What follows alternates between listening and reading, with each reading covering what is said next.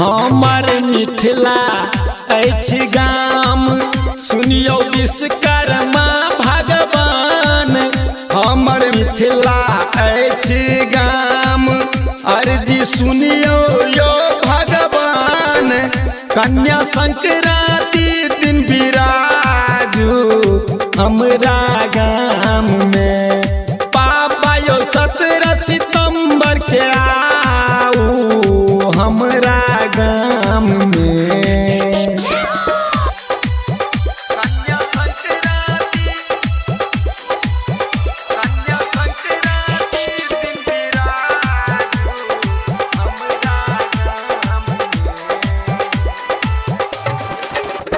के हाथी पर सवार बाबा आयब हमरा द्वार। भके हाथी पर सवार बाबा आयब हमरा द्वार। वैसे ला आसन रहत तैयार हमरा गाम में। स्वागत में साजल रहत दरबार हमरा गाम में।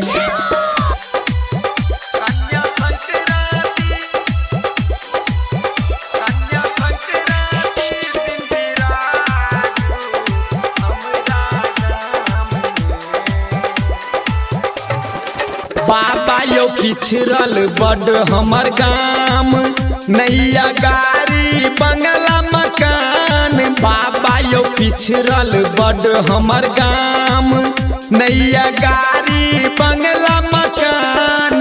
दियो बाबा करू उपकार हमरा गाम में। विश्वकर्मा जी करू उपकार हमरा गाम में।